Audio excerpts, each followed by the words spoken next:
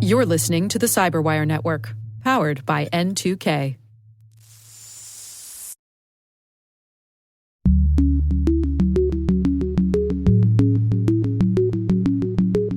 These cyber criminals are always going to continue to evolve and look for ways that they're making money, and right now they're doing it effectively. So I don't think we're going to see it going anywhere for the time being. Hello, everyone, and welcome to Caveat, the CyberWire's privacy, surveillance, law, and policy podcast. I'm Dave Bittner, and joining me is my co-host Ben Yellen from the University of Maryland Center for Health and Homeland Security. Hello, Ben. Hello, Dave. Today, Ben looks at a surprising federal district court decision that limits the Biden administration's contacts with big tech companies. I've got the story of research questioning the veracity of AI detectors. And later in the show, my conversation with Mark Lance from Guidepoint. We're talking about ransomware policy, negotiations, and payment impacts. While this show covers legal topics and Ben is a lawyer, the views expressed do not constitute legal advice. For official legal advice on any of the topics we cover, please contact your attorney.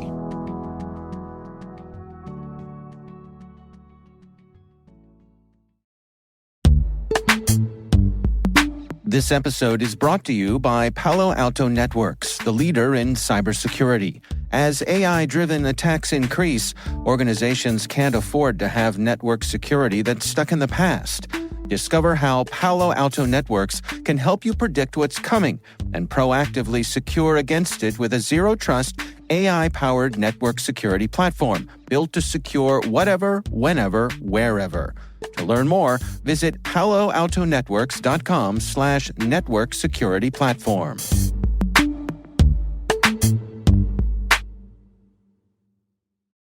All right, Ben, we got some good stuff to share this week. I know you've got an interesting one here. Why don't you kick things off for us? So while we were enjoying our 4th of July barbecues, a federal district court judge in Louisiana by the name of Terry Dowdy, he was an appointee of former President Trump, issued a ruling limiting Biden administration officials' contact with social media companies.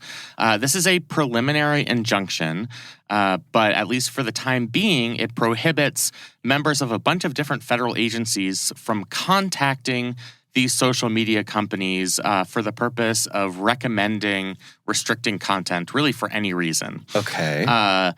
This was a very broad-based lawsuit. It was filed not only by some private individuals, and I don't want to necessarily disparage them, but basically a lot of anti-vaxxers and other people who were canceled on social media for having views that didn't align with the federal government or in some cases reality. So people who are, fair to say, at the fringe of some things. Yes. Okay. Yeah, especially on things like COVID policy, vaccines. I see. Then the state of Missouri, or the states of Missouri and Louisiana also joined the lawsuit. The attorneys general of those states saying that they had an interest in fostering free speech in their own states, that it was in the state's direct interest to join this lawsuit and limit the ability of federal agencies to interfere with social media companies, or what they saw as interfering with social media companies. Okay. This is a First Amendment claim. The reason this claim is problematic to me, and this decision is problematic to me, is ultimately we're talking about the decision of a bunch of different private companies, Twitter, Meta, and others, Google and YouTube, to take down content that they don't want to have on their platform. And they are protected in those decisions by Section 230 of the Communications Decency Act. Right. The allegation in this case is that the companies were acting at the behest of various government officials. Therefore, they were acting in concert or through coercion from the government, and the plaintiffs here have a First Amendment interest. Thus, the court is requiring the seizing of all contact between government agencies and these tech companies. I'll get into why I feel that is a little bit of a problematic viewpoint in just a second. Yeah. So they go through all of these examples, and they did a lot of discovery in this case, of emails between various Biden administration officials, actually some Trump administration officials too. It goes back a few years. Right, because this was sort of this kicked off because of the pandemic, right? Yes, kicked off in 2020 because of COVID. Not everything in the case is related to COVID. There's a lot related to Hunter Biden's laptop. I mean, so there's something for everyone. Yeah. To understand this case, you do kind of have to be in the Fox News cinematic universe. Okay. And I clearly believe that this judge is in that universe. Okay. He's just well-versed in these types of topics. All right. So there are all these conversations, some including rather explicit language, where various government officials are pleading with these tech companies to take down false information about vaccines. Sometimes they're sending emails saying, what the F are you doing? Like, this is very dangerous. You have to take down this information. Right. The social media companies are responsive. They're saying, we're trying to handle your request. Give us some time. We want to work with you. That's the general gist of these conversations. If you're just looking at this, in my view, objectively, it's basically protected free speech on behalf of the government and the tech companies themselves. They are having you can disagree with the contents of their conversation, but it is merely that, a conversation about what the government thinks is in the best interest of the public. And they are pleading with these tech companies to assist them in a governmental-wide effort to crack down on misinformation. Again, you can disagree that this is misinformation. Many people do. And you can disagree that the government should be involved at all in this. Yeah. But where the problem comes in for me is this idea that it was coercion. So how does he argue that it was coercion? He does that in a number of ways. One of them is saying that he is the judge. He being the judge, Dowdy. Okay. Yeah. One of the ways he argues coercion is saying that the government implicated or implied through various remarks and private conversations that there would be consequences for the tech companies if they did not comply. All of the language to that effect was very vague, and I think it's definitely a stretch to interpret it as some kind of threat. Oftentimes it was the government just saying something like, we need to do something about this. Like, you guys aren't being cooperative. Something needs to be done about this. Right. Whether you view that as a specific threat sufficient enough to limit direct contact between social media companies and a presidential administration, that just seems to me to be a stretch. The other thing he mentioned is that there was a congressional effort at play, potentially, to take away Section 230 protection for these companies, and that in and of itself was an implicit threat causing coercion. But in my view, nothing in the conversations in the record really indicates that type of quid pro quo where the government says, you cooperate with us or we're taking away your liability shield. That just never happened. Separately, there was an effort in Congress for members of both parties to cut against Section 230 protection for these tech companies, but there was just no evidence that that was related to these requests to take down information. So where we are now is because of this preliminary injunction, which applies nationwide, members of, for example, NIH or HHS cannot communicate with executives from Twitter, not that Twitter would communicate with them these days, right. Meta or Google about false information and the need to take down false information. That would be a violation of this court order.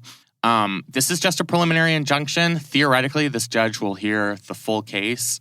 They'll have a trial where he'll be able to consider evidence. The Biden administration will bring the best Justice Department lawyers to the table to argue their case. I'm sure the Biden administration is going to pursue an appeal to the Federal Circuit Court. Once again, I believe that would be the Fifth Circuit Court of Appeals, which is extremely conservative. Yeah. And eventually that could make its way up to the United States Supreme Court if this decision is sustained. And in my view... And we look forward to a 6-3 decision. Yeah. I think we could probably see where that is going. Right.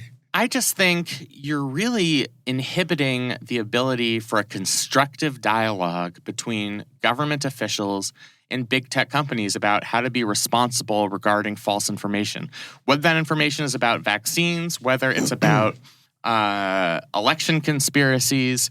At the very least, I think the dialogue is productive. And to prevent even that dialogue, even if you're not demanding or coercing these big tech companies to take down content. The fact that we're limiting this dialogue not only is bad from a policy perspective, in my view, but that in and of itself is a major limitation on free speech. So I think in trying to protect free speech, this judge is really inhibiting free speech. And that's why I just think this was a puzzling and problematic decision. I'll also note, he could have released this decision any day. I believe the final briefs in this case were due in May. He decided to release it on the 4th of July, which I think was on purpose, just as kind of a political message. First Amendment, America, freedom. You think? Really? Yeah. And I just am frankly a little bit cynical about that. Okay. Yeah. So one thing that caught my eye here is that among the groups who are prohibited from communicating is CISA Director Jen Easterly. This is the organization that is tasked with protecting our nation, our organizations from cyber attacks. So to mute the leader of that organization from communicating with the organizations she is tasked with helping protect, and by extension, protect the security of you, me, and our nation, and dare I say, the world. This seems short-sighted to me. It certainly does seem short-sighted. I think that's going to be a major secondary impact of this decision, is a major inhibition on information sharing as it relates to cybersecurity. Yeah. Even if it's not a direct prohibition as it relates to CISA, I mean, I think they can get around this ruling with public meetings and not directly discussing some of the various prohibited items here. Right. It still could have a chilling effect where suddenly Jen Easterly and CISA is just concerned to have this conversation, which is bad in and of itself. Right. Those back-channel conversations are important, right? Especially, this is one of the goals of CISA is to foster information sharing. Right. And information sharing on potential issues. The fact that CISA was even involved in this litigation is problematic. Kind of everyone was involved in this litigation. A lot of different plaintiffs had a lot of different complaints about a lot of different defendants. Yeah. I think we're going to end up seeing a ruling here that's extremely broad in how it's being handled. I think it's applies to far more potential conversations that any of the parties involved might have anticipated, and that's another secondary effect of this decision. Part of what fascinates me about this is that, during all the controversy with the election, former President Trump's accusations and all that kind of thing, and we were talking about these platforms. And you and I discussed many times how these platforms are private companies, and when a lot of the criticism that people would wield against these companies were that through their moderation, through their censorship, that they were violating the First Amendment. And you and I would say over and over again, that's not what the First Amendment does. The First Amendment is protect us from the government. But what do we know? No. But this is what I'm getting to, though, is that, that's what this is going at, right? Is that they're saying that that's the exact thing that's going on here, is that the government is having undue influence, and that's violating the First Amendment rights of the platforms and, by extension, their users. That's the argument they're making, right? Yeah, that is the argument they're making. And I just think that's an argument that goes too far. I think they are drawing lines and connections that are undue, that shouldn't be connected. I think the standard, even the court admits in its decision that the standard is relatively high to show coercion. Yeah. It has to be something where there's a direct connection between the government's action or implied threats and the response of these tech companies. Now, he does say that even if the tech companies were to make these decisions anyway, coercion can still be a valid cause of action here. It still could be a inhibition on free speech. Right. I just think expanding this definition of coercion to something so broad where even a discussion or a recommendation or a plea to these companies to change their practices qualifies as that type of coercion, I just think is a huge stretch legally. And I think most legal scholars agree that that is just a bridge too far. And all different types of government actions, normal everyday conversations between government officials and private sector industries, if that is going to be seen as coercion, even if there's no explicit threat, then we're going to have a very difficult time having kind of public-private partnerships, engagement between federal agencies and companies on things like cybersecurity. Yeah. So yeah, I really do think it's dangerous in that respect. Do you think this is the kind of thing that could come back and bite them in the butt? Where, if they get what they want through this case, could there be unintended consequences? Let's say, things shift the other way. We have a different person, different parties in power in the White House, and suddenly they can't communicate with the social media platforms in ways that they want. Yeah, I mean, certainly, if the shoe could go to the other foot, and I could definitely see that being a possibility. Yeah. But I guess if it's fair to say that if you're looking to get rid of misinformation, right? Which is what we're trying to do here with public health, those kinds of things, anti-vax type of things. I guess it's fair to say the majority of that is coming from one side. Yeah, and actually, what's interesting is the judge in this case kind of reframes that issue and says, all of this bias here that we're alleging in this case seems to be happening against political conservatives. Well, I think the other side would say that's because that's where the misinformation is coming from. Yeah, although it's fair. I mean, a lot of anti-vax stuff comes from the left. Yeah, I mean, certainly it was a movement that started on the left wing. Yeah. With people like RFK Jr., current presidential candidate. Right. And I do think restrictions on social media that are overbroad, it's definitely a valid public policy concern. These restrictions can be overbroad. But I just think you're trying to address this problem with a sledgehammer instead of a scalpel. And you're taking an action that's going to have a more deleterious effect than simply having a constructive dialogue with these tech companies about overbroad regulation. Even something like the Twitter files, which I laughed at and disagreed with to a large extent. Yeah. At least that was just a conversation. It was a response from individuals online saying what Twitter was doing was overbroad, was overly restrictive, and we should have a constructive conversation about it and work together to come up with a better solution.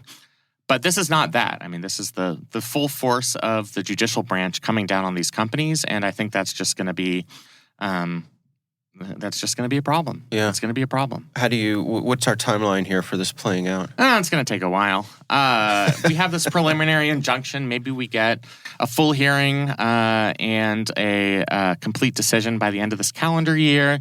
Probably goes to the Court of Appeals. Maybe that's another year. I could see this being 2 or 3 years down the line before we get to whether the Supreme Court even decides to hear it. And depending on what happens on appeal, either in a full hearing in the district court or in the Court of Appeals, it's kind of 50-50 whether the Supreme Court would take it up. Yeah.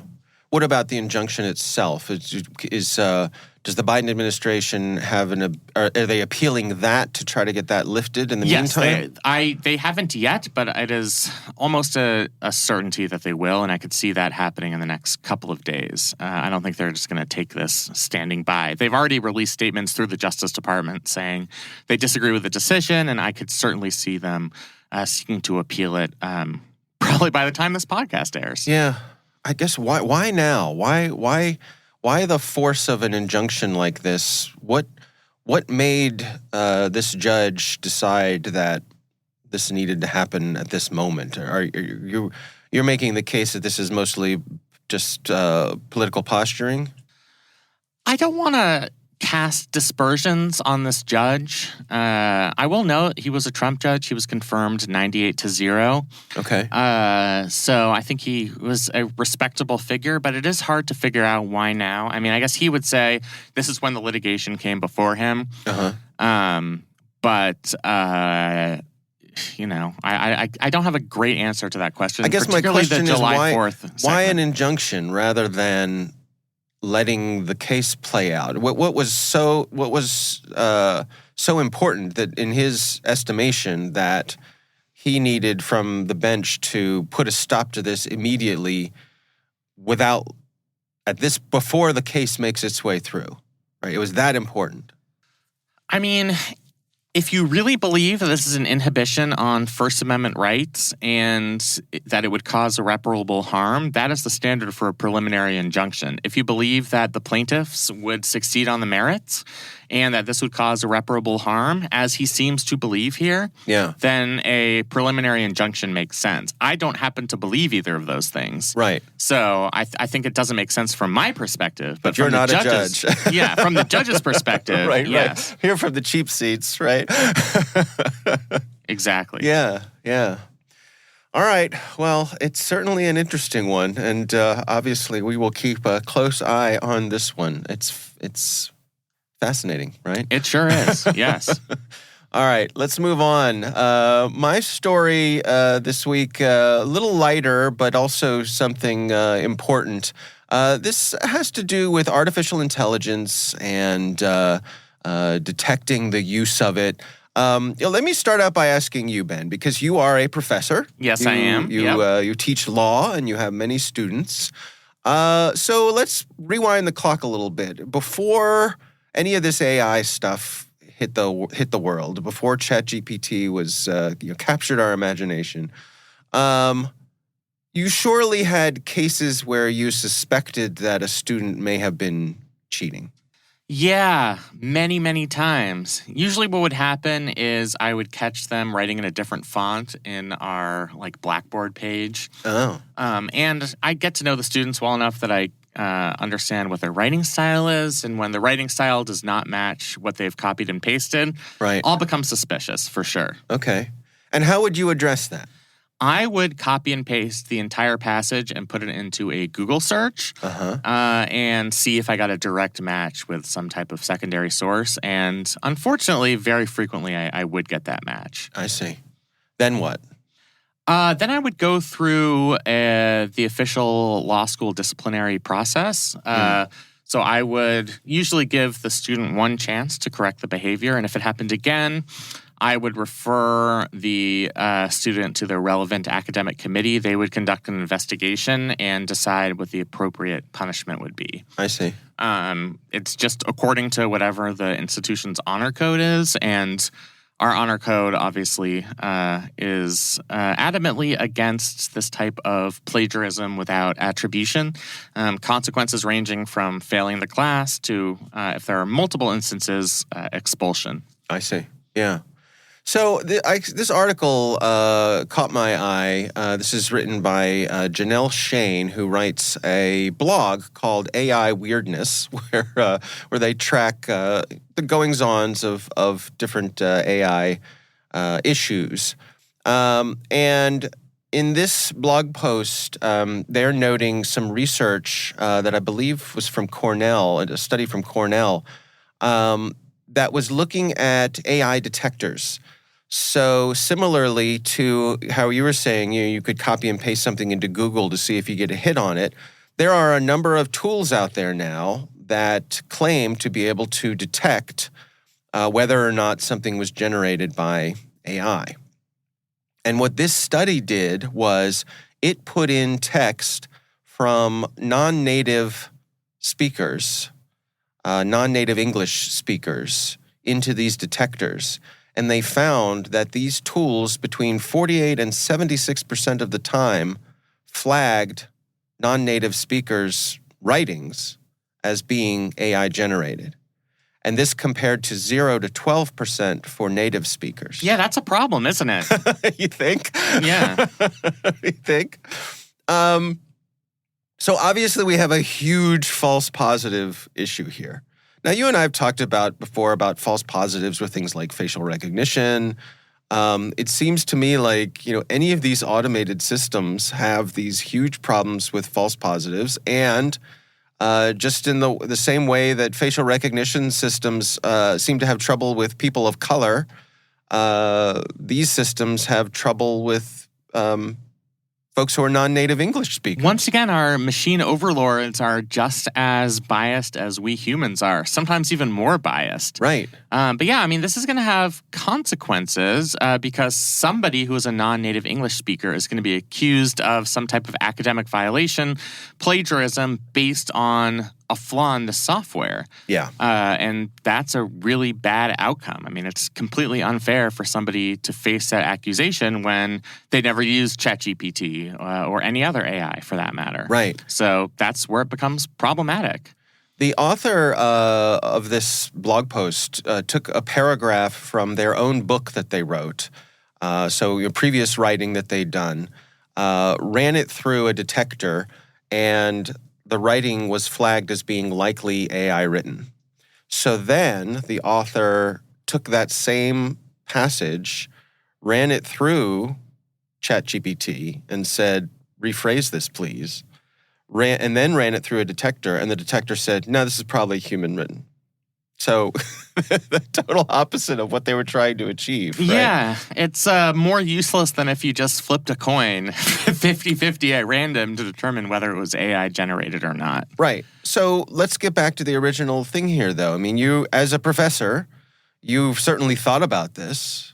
I have thought about it a lot, yeah. Yeah. Where do you stand right now when it comes to using these tools? I would not use one of these detections tools based on this story. Yeah.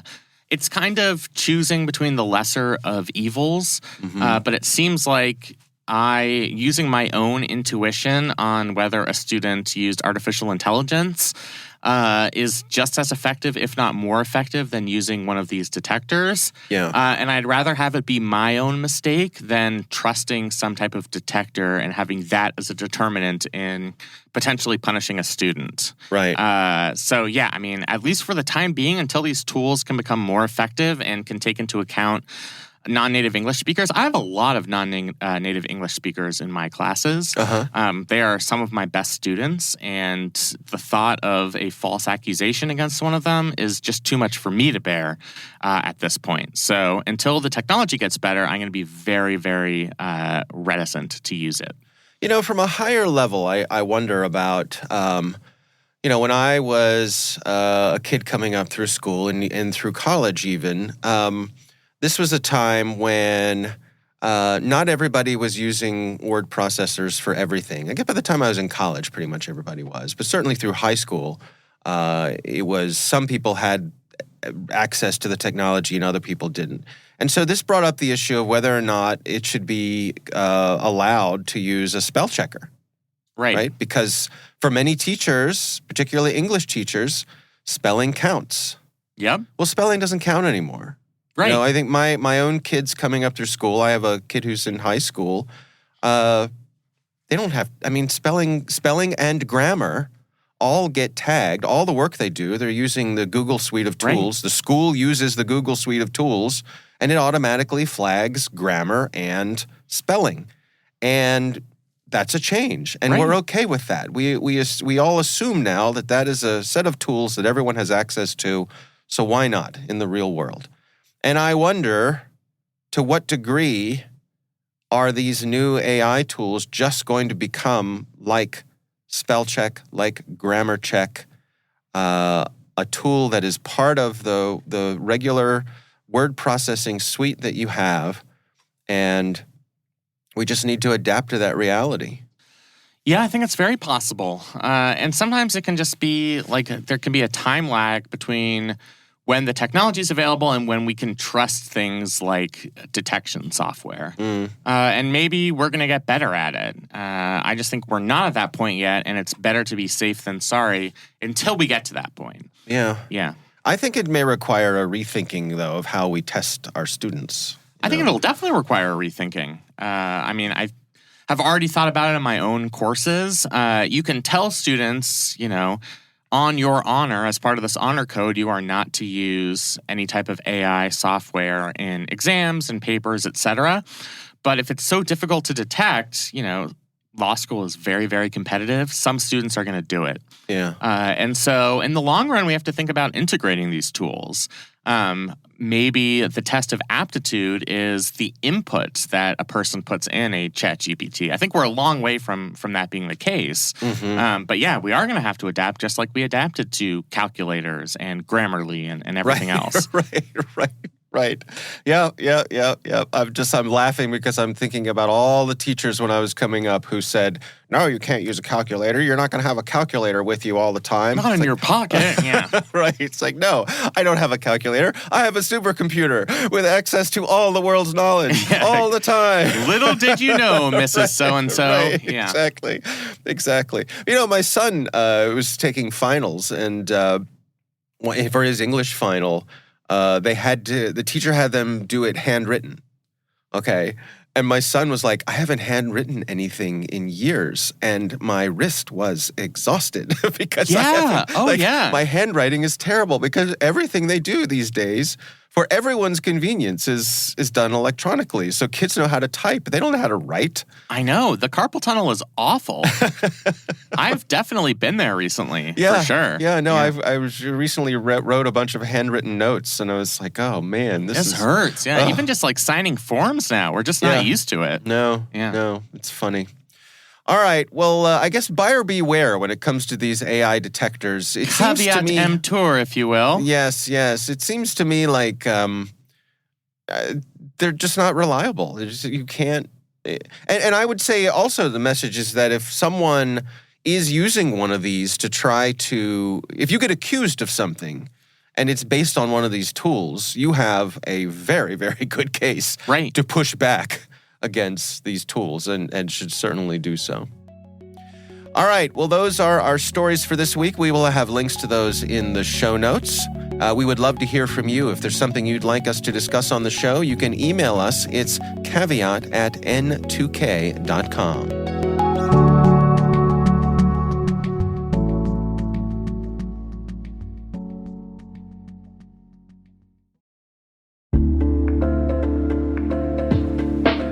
And now, a word from our sponsor, SpyCloud, the cybercrime analytics leader.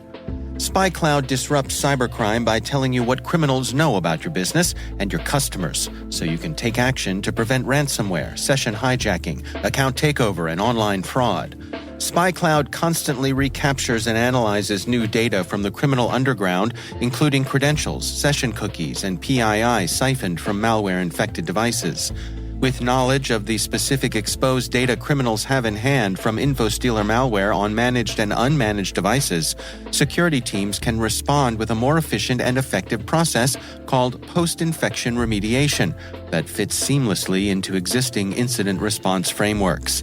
Get SpyCloud's post-infection remediation guide outlining the 7 steps for preventing a malware infection from becoming a full-blown ransomware incident. Visit spycloud.com/cyberwire. That's spycloud.com/cyberwire. And we thank SpyCloud for sponsoring our show.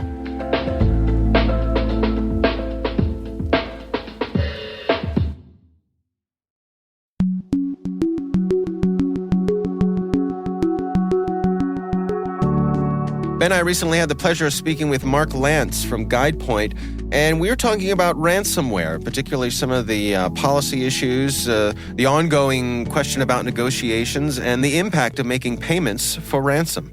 Here's my conversation with Mark Lantz. If you look at the history and just kind of the evolution of ransomware as a whole, it started out largely opportunistic, and over time they started targeting businesses. Businesses are going to have larger sums of money than individuals would. And so, using more targeted attack techniques, evolving into, clients knew that they should have backups. Well, specifically targeting backups. And then even when they were able to recover and restore effectively, that's when they moved over to the double extortion techniques where they're stealing a bunch of information.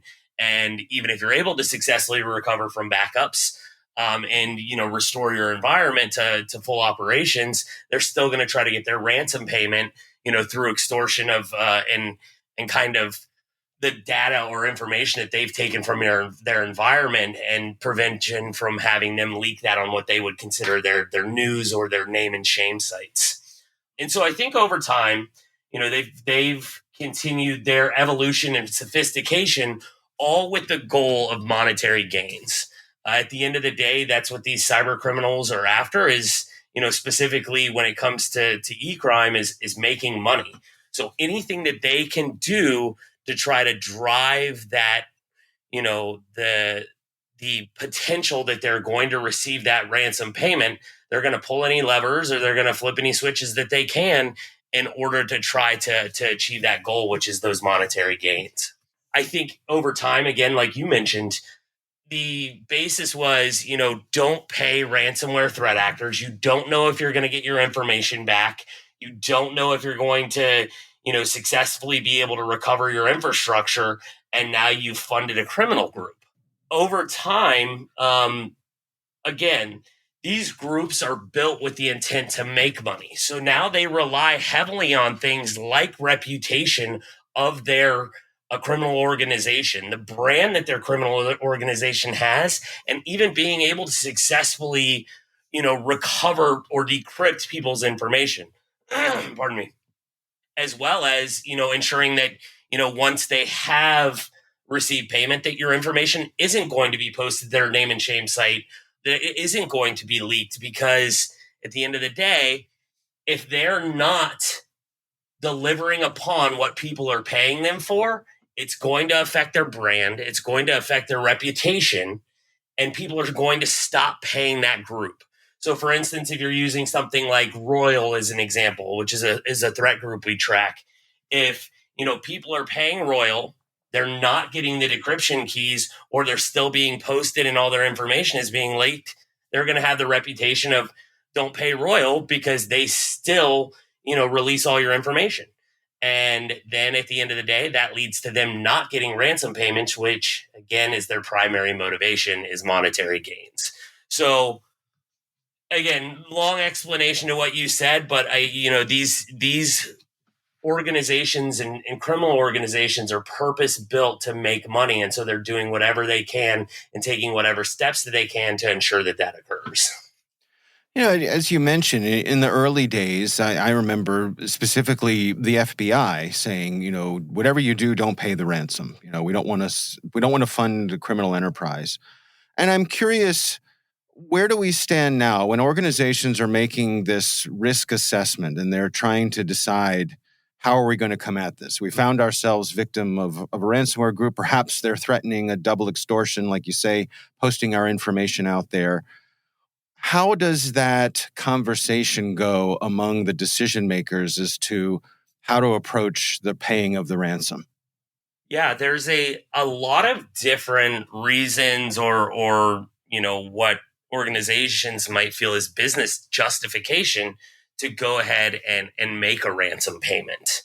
Like you'd mentioned early on, the guidance was, don't pay them, you're not getting your information back. But we've seen where over time that has changed. And in most circumstances, you'll see where they'll do everything within their power, including escalations to different members of their internal support organizations and providing updated or revised versions of decryptors to make sure that you are actually able to get what you're paying for. Now, I think that, again, there are a lot of potential reasons that our clients have to go and make a determination on whether they might consider making that ransom payment. It could be that they have lost critical information and access to systems that if they're not able to recover because they don't have backups, they feel like it's going to cause issues with their business and they're not going to be able to appropriately recover operations in a sufficient manner so that they can, recover from the incident. So in that situation, they might pay for decryption keys so that they can actually restore and recover their environment. There are other times based on the extortion where some clients, even though they do have viable backups and they're able to recover operations, we've seen where they've made a determination to perform the ransom payment because they want to do the incident and breach disclosure on their own timelines. Instead of having it leaked on the threat actor's name and shame site, they feel like, they would prefer to do it through, assistance with external counsel, public relations and disclosure requirements to do it more effectively on their own terms. We've also had instances where, clients have had access to backups, but recovery or access to those backups was going to take a considerable amount of time. And so it was actually more effective for them and cheaper for them to make the ransom payment and get the decryption keys so that they could expedite the recovery process. As an example, we worked with one healthcare system that had off-site backups, but it was going to take them 2 weeks to get access to those and start the recovery process. Each day that they were down, they were losing $1 million to $2 million, which over the span of 2 weeks, you do the math, is anywhere from, 14 to $28 million that they're potentially going to lose. Based on that, and that the ransom request was only $2 million, they decided to expedite the ransom payment because by getting that decryption tool, they were able to initiate the decryption process within a matter of 4 to 5 days versus waiting those 2 weeks. And so paying the ransom was actually cheaper for them than recovering with what they had available. So a lot of different considerations and what businesses might consider justification to make a ransom payment. I think at the end of the day, clients should continue to take the position that we're not making a ransom payment if we don't have to or don't have the necessity to. But again, it comes down to a business decision on whether they believe there is that necessity. And what part do insurance companies play in this? As this decision is being made, are they at the table? Are they trying to minimize their own exposure and saying, well, maybe paying the ransom is the best for everyone here? It ultimately is going to come down to the client's evaluation of their business requirements and a determination on what they want to do. Now, availability of cyber insurance and coverage does have an impact on that, because if you're potentially paying a ransom out of pocket versus having an insurance policy that provides coverage for ransom amounts up to a certain dollar value, you might be more inclined to go ahead and make that ransom payment because you have the coverage, despite whether you have a full necessity to do it. We talk about the professionalization of these ransomware groups, and one of the arguments for not paying them has been you don't know whether or not they'll just come back for a second helping. You'll pay the ransom, they'll come back and say, hey, this is great, now give us some more. What's the reality of that? Are we seeing the ransomware organizations, are they generally, if you treat them professionally, you pay them, do they live up to their word and go on their way and let you get on with things? I believe they do, because they have, again, this reputation, this brand that they have to uphold. So again, say you're using another cyber criminal group, BNLAN, as an example. Yeah. If they were to target your environment, you make a ransom payment to them and to get access back to your information through decryption tools, as well as to prevent the name and shame. And then BNLAM comes back and hits your organization again, 3 months later, 6 months later, people are going to be like, well, stop paying them, because they're just going to come back and continue to impact you. So where I think we see reoccurrence from a single group to be rare, because again, they have that reputation that they need to uphold, and that brand that they have to uphold, that you're getting what you're paying for. I do think, and we have seen where they are leaving back doors and maintaining persistence into the environment. And again, they're driven by monetary gains. So what we believe happens in some circumstances is they then go make more money off of the access into your environment by selling you to a different group or a different affiliate or somebody else. Then they can make more money off of. And you might be impacted by a different threat group, 3 to 6 months down the road, if you haven't addressed the methods of ingress and all the back doors that they've identified. But I think it's uncommon for them to hit a single group to hit a client multiple times. Instead, they would traditionally hit them, probably sell their access and their backdoors to another group who then could perform similar operations in the future, but then it comes across as a different brand or a different representative. That way, it's not going to harm their reputation. Where do you suppose we're headed here? I mean, it sounds funny saying it, but have we reached a sort of point of equilibrium here where, ransomware actors are kind of here to stay? We've got tools to parry them. We have insurance. We have, we do backups, all those kinds of things. It doesn't seem like we're going to eliminate them anytime soon. Is that fair to say? Oh, absolutely. I don't think ransomware is going anywhere. If you're using Conti as an example, who disbanded earlier this year, based on some of the results of the Russia-Ukraine conflict, which I don't know if you want me to cover some of that, but using Conti as an example prior to them disbanding.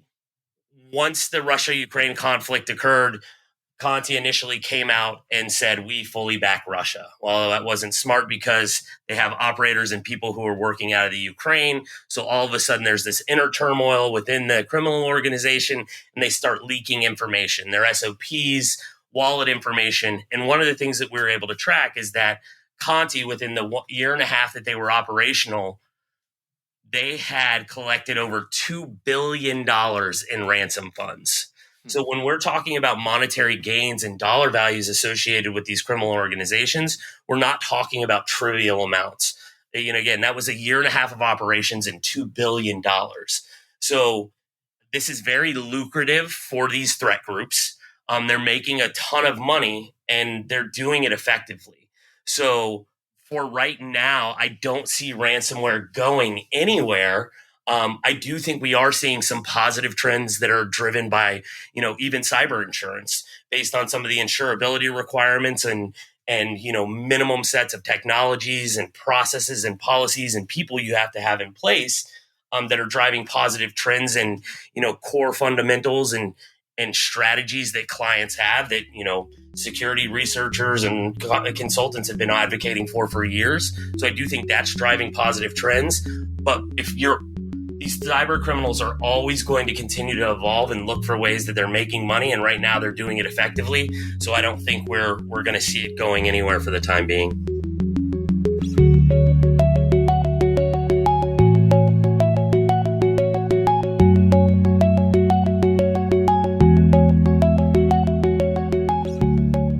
Ben, what do you think? Really interesting. I mean, definitely a topic we're going to study going forward, particularly as it relates to global network resilience and protecting public and private networks from ransomware. So I definitely appreciated the interview. Is this something that comes up with your law students, the policy implications of paying ransomware and all that kind of stuff? Yeah. I mean, it comes up in law classes and also in ethics classes, sociology classes. I mean, this is not a purely technological issue. Just like negotiating any type of hostage situation requires actual negotiation skills. Yeah. So it's definitely something that comes up. It's something we've thought about a lot. Interesting. All right. Well, our thanks to Mark Lance from Guidepoint for joining us. We do appreciate him taking the time.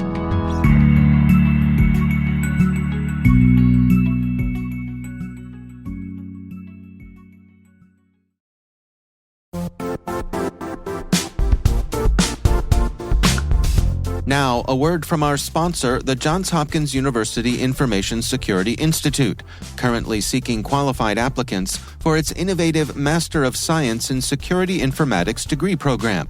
Study alongside world-class interdisciplinary experts and gain unparalleled educational, research, and professional experience in information security and assurance. Interested U.S. citizens should consider the National Science Foundation's CyberCore Scholarship for Service program, which covers tuition and a $6,000 annual professional development allowance, as well as providing a $37,000 additional annual stipend. Apply for the scholarship and the fall semester by March 1st. Learn more at cs.jhu.edu/MSSI.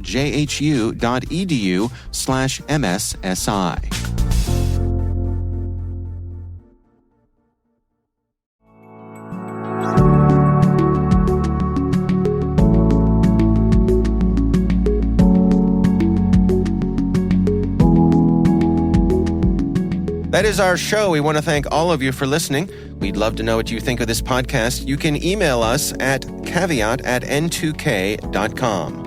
N2K Strategic Workforce Intelligence optimizes the value of your biggest investment, your people. We make you smarter about your team while making your team smarter. Learn more at n2k.com. Our senior producer is Jennifer Iben. The show is edited by Elliot Peltzman. Our executive editor is Peter Kilpie. I'm Dave Bittner. And I'm Ben Yellen. Thanks for listening.